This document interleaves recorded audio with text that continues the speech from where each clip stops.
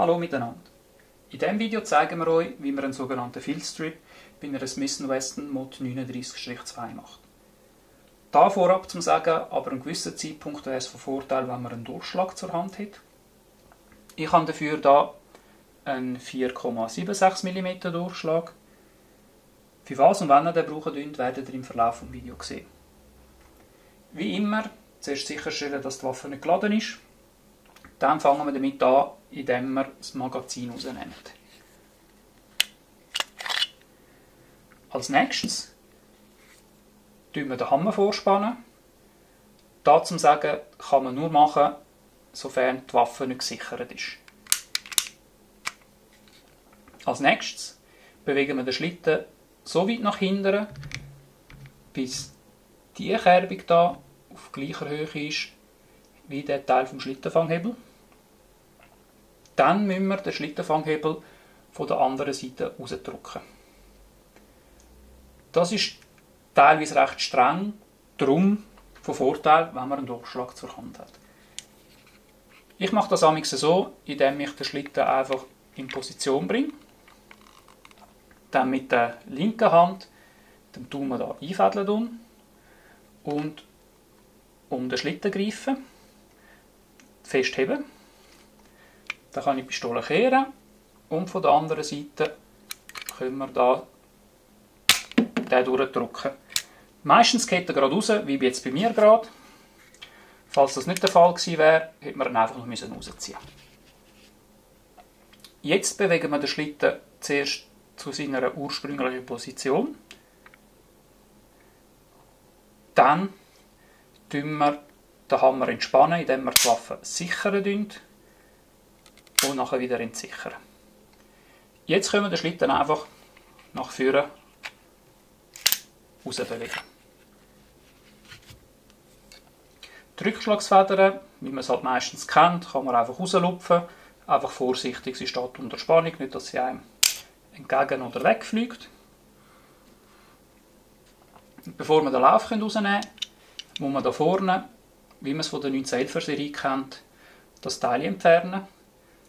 Das kann man nur auf einer Seite genug weit drehen, dass man es auch wirklich rausnehmen kann. So. Und jetzt geht es eigentlich wie üblich weiter.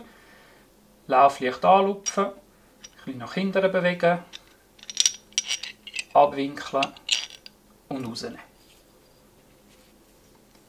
Und so nimmt man die Pistolen auseinander.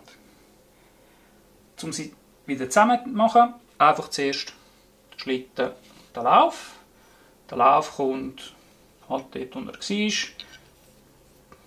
Da vorne einfach angewinkelt rein. Ablegen und dann nach Retour ziehen, bis es in Position geht. Das Teil hier hat da so eine kleine Kerbung, die da reinkommt. Also sprich, man kann es eigentlich nicht falsch rein tun. So. Und dann bewegt man das wieder in Position. Bei den Rückschlagsfedern ist eigentlich auch klar, was vorne und was hinten ist. Da gibt es einfach zwei kleine Sachen zu beachten. Einerseits, dass der schön in Position ist, der darf nicht so neben draussen sein. Und der Hinterteil, der kommt da in die Kerbung rein. Da geht es wahrscheinlich am besten, wenn man da einfach den Schlitten so heben tut, dass sich der nicht wegbewegen kann. Und dann die Federn von der anderen Seite einfädeln und anfangen durchzudrücken. Wichtig ist eben nicht da einrasten, sondern bei der Kerbung. So. Jetzt können wir den Schlitten bereits wieder ins Griffstück wieder einfädeln. So. Dann gehen wir zuerst mal einfach mal so weit. Jetzt müssen wir zuerst den gegen runter drücken, bevor wir weiterfahren mit dem Schlitten. Drücken wir einfach runter. Dann kann man ein bisschen weiter hindern. Und dann haben wir da noch das zweite Fällchen, das runter muss. Das geht ab und zu ein bisschen streng, falls das der Fall ist. Haben wir wieder da den Durchschlag zur Hilfe. Kann man einfach abdrücken und den Schlitten weiterfahren. Bis er drüber ist, dann kann man es wieder wegnehmen. Dann gehen wir wieder retour bis in die Ursprungsposition.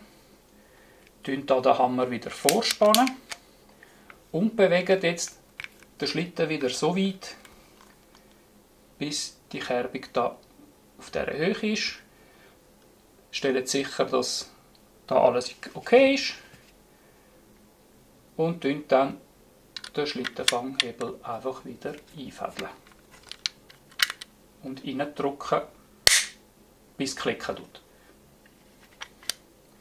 Am Schluss noch den Hammer wieder entspannen. Und das war es. So baut man die Pistole wieder zusammen. Danke fürs Schauen und bis zum nächsten Mal. Ciao zusammen.